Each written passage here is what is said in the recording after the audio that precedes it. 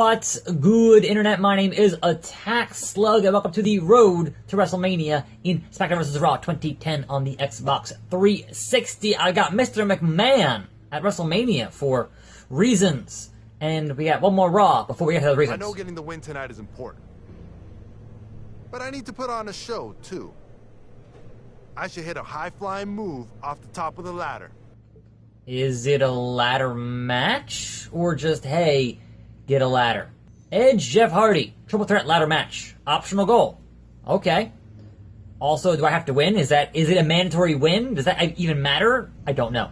Anyway, I welcome you to a fine Monday morning, afternoon here on the program after Backlash last night, which is an appropriate name for that show because there's certainly a backlash on being a very subpar show, and if that's your first co-branded one out the gate, it's not a good look.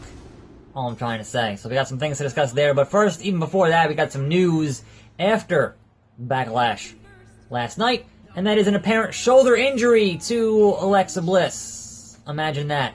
Nia Jax injures somebody else. Imagine that. Should have spent more time in NXT because still pretty green, Nia Jax. All I'm saying. A little bit sloppy, a little bit unsafe. What are you gonna do? Anyway, moving on. If you hear buzzing in the background, it's Monday morning lawn care, because it's spring finally, so that's back in our regular schedule, and I have videos to film, so nuts to them, because I gotta do my work here on this show. I ain't got time to wait around for them to get finished with their nonsense. Anyway, backlash. So, before the show, like right before the show, somebody on Twitter had posted that they were in the arena and took a photo of the actual match card, and it ended up being 100% accurate for that show, and it meant that we had Roman Reigns in the main event. So Roman Reigns, more important than the WWE title. More important than the world title is Roman Reigns. And I already had this discussion yesterday in terms of why that's stupid, and why if you have a world title, it should close your show. Now, because the show is over, you can look back and go, oh, well, they didn't want to end the show on the double dick kick. They didn't want to end the show on a double draw. And from a booking perspective, I can understand that. But maybe that shouldn't have been the finish, and then you have your clean pinfall for your world title and put Roman and Joe earlier in the show where it should have been. Like, you're getting these flashbacks to CM Punk's one-year reign, where most of those shows ended with John Cena and not CM Punk, who was your world champion. We all assumed... Oh, okay, guys. Going for ladders immediately. Okay. We all assumed that Roman was going to win the belt at WrestleMania. Or at least at the Greatest Royal Rumble, right? So the assumption was, okay, he'll do that, and then he'll be headlining these co-branded shows because he'll be the Universal Champion. And that is certainly understandable to a degree, right? But to have Roman not be champion and fighting a match that has no implications, no stipulations, no anything on the line, no furthering a storyline, they're on different brands, who cares, it doesn't matter, none of that, and then to have them main event the show is the height of, you wonder why the fans boo Roman. You wonder why we get mad that he's Vince's boy getting special treatment. This is why. There is no logical reason for him to have headlined that show, other than, hey, he's Roman Reigns. It's stupid. It is the height of stupidity. And that is why people get mad. And that is why they are heated about Roman Reigns being, oh, well, he's just Vince's boy, and he's the golden boy and all our stuff, because of this things like this. And it's the same reason people got pissed at Cena. Same thing. It's Cena over everything. And at least now Cena is, a part-time guy, and he's just not in that spotlight as much anymore. But still. Why you gotta hit the ref, Edge? Why? Why you gotta hit the ref, Edge? I don't understand. Leave referee alone. Leave him alone! Anyway, there is that bit of business, and then, of course, yes, your world title match ended up with a double kick in the junk And that was that. So, are we gonna have Nakamura AJ again? Do you have a different stipulation? Like, what is the end goal there for that stuff? Because honestly, I'm confused. Because, like, you can't even have that build to a last man standing, because had that match been last man standing, they both still would have lost. So, it is illogical. Illogical. Anyway, let us climb this ladder, and then punch Edge off it, hopefully. Hopefully. Or just, yeah, I didn't even want to go for the freaking briefcase. I wanted to climb the ladder and do a thing.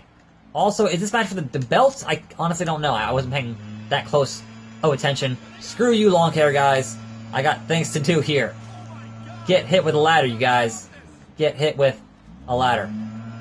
Walk with Elias. Speaking of Elias, that was perhaps the best thing outside, like, whoa, what was that? That was the best non-match thing there, was that Elias deal. I was entertained.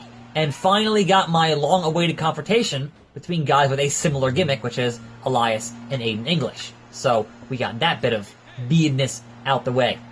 They should have had a spot in the Rumble, would have been great, but it didn't happen. Didn't happen.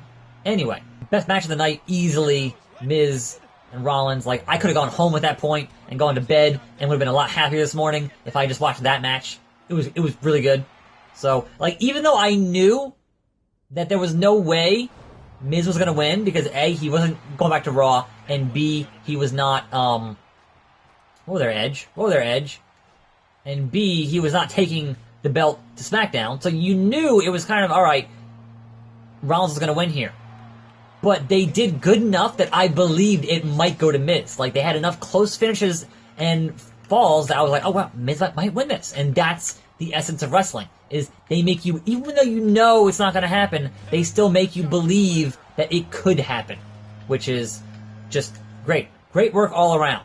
So kudos to the producer of that match, Tyson Kidd, because that was in that leaked sheet, was that we knew who was producing those matches. So I would say a big boo goes to Big Johnny Laurinaitis.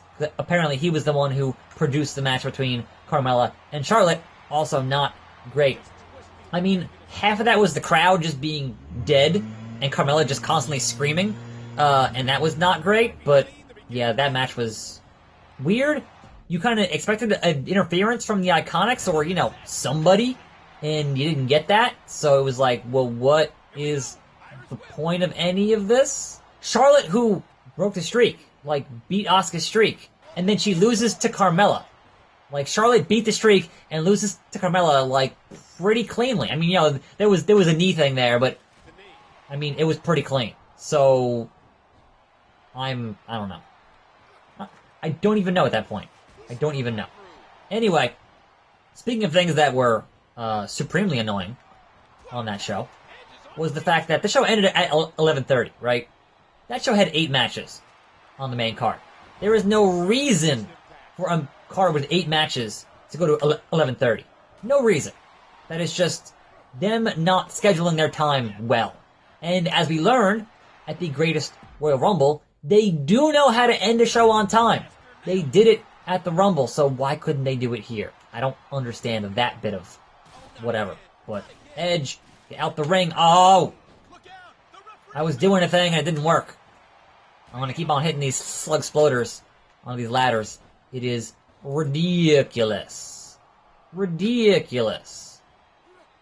This actually might be a, I might actually have to postpone the final match here until tomorrow, considering how long this match is gonna take. So, my bad. I'm calling it on the fly here, as you do. So yeah, I'm considerably confused as to where they're gonna head up with Nakamura and AJ. Another match, maybe perhaps add in Joe for a triple threat. There was a Twitter post this morning from the Australian account for WWE saying, did Roman Reigns earn another shot? And I'm like, hell no he didn't. No. He clearly did not. And that was not in the right spot. Screw you, ladders. One thing I do appreciate in the newer games is that they actually made it so when you put down a ladder in the middle, it goes in the freaking middle.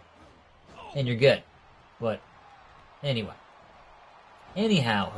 the other matches kind of not worth discussing, I guess. Not a lot that, was that significant. There were no titles that changed hands.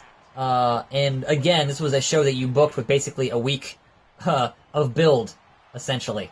So having a week of build is going to be a problem regardless. So there was that. But let's try to get this. Come on, Edge. You were down, you were out. Not gonna deal with this nonsense. And woo! Lose a finisher. And get a decent. Okay, Edge. Alright, sure. Fine. It's fine. What are you doing, Jeff Hardy? This is not the right spot. I want to get down. You guys... No, I wanted to pick it up. What? Get down. Go around the stupid ladder. Then pick it up. Then swing it. Deal with that. Rated R Superstar. No, don't drop it again. I hate dropping the item that they're like, oh, you've hit him 4 times. Gotta drop it. No, that wouldn't happen in real life. That wouldn't happen. I get more of this briefcase here. Just a little bit. Screw you, Jeff Hardy. Screw you, Jeff Hardy. Keep kicking out. See what I care. See what I care. Ah, here we go again. Here we go again. Whoa. To the bottom. That was insane. Woohoo! Puppies. And whatnot. What are you doing, Edge? Nah, son. Get yourself powerbombed on the outside. I will say that ridiculous, like, AJ Nakamura, that chair spot, like, that's where the match picked up, and holy crap, he threw a chair at his knee, and it bounced back and hit him in the face, and busted him open the hard way. That was ridiculous. So sick. So sick. You guys, just stay down. Just stay down. Seriously. How many finishers do I have to hit before you just stay down? More of that, more of that, more of that. Hit the edge, hit the edge, hit the edge. Keep hitting the edge, keep hitting the edge. Fall, Edge, fall! Go, go, go, go. This is your chance. Why is Edge getting up? He fell off a ladder. I do not understand. Do not understand. Fall, Edge. Fall, Edge. We're both going to fall here because of Jeff Hardy. So thanks, Jeff Hardy. Also, Randy Orton was Randy Orton, so that was kind of whatever between him and Hardy. I'm not surprised that they had Jeff Hardy retain. That was in my predictions, so that worked out pretty well. Boom. The kick to the side of the head. Edge, no. I don't think so. Bulldog, and I'm a climb. Wrong spot. Oh, I got it! I got it! I got it! Go! Go! Go! Go! Go! Go! Go! Go! Go! Go! Go! Go! Don't push! Don't push! Don't push! Don't push! Don't! Yes! Do it! I did it! Yeah! Just hanging there and got it still. Somehow unhooked it with one arm or something. This rivalry with Mr. McMahon will indeed culminate at WrestleMania. If you think it's going to be a fair fight, though, you're crazy. Mr. McMahon didn't get where he is by fighting fairly. It'll be an unpredictable capper to a historic night, to be sure. To be sure. See you in Houston for WrestleMania. WrestleMania. Bonus unlock Santino alternate outfit. The greatest of all the times. We have reached the pinnacle of sports entertainment. WrestleMania. He's Jerry the King Lawler. I'm Michael Cole, your host to the most exciting night of the year. And what a treat it'll be to see our heroic chairman, Mr. McMahon, enter the ring to battle the upstart Intercontinental Champion. What a strange road to WrestleMania it's been. Here's how this showdown came about. Santino ran his mouth, which led to the emergence of a new superstar who quickly asserted himself. The rookie wasn't trying too hard to make friends, getting on the bad side of Mr. McMahon himself. This led to a game of one-upsmanship between Mr. McMahon, at the time enlisting the help of Santino, and the Intercontinental Champion, who ruined Mr. McMahon's Mega Magazine award speech. Will he live to regret it? We'll find out tonight. Mega Man of the Year. Call. Who could it be? I know what it's like to take Mr. McMahon down a peg, but I'm not sure why you gave up your shot at my World Heavyweight Championship. I hope it's worth it. Couldn't I just do both? Double duty? I don't know. Anyway, tomorrow will be the actual finale of this show. I'm Attack Slug. Thanks for watching. More videos every day. See you next time, right here on this channel. And I'm out.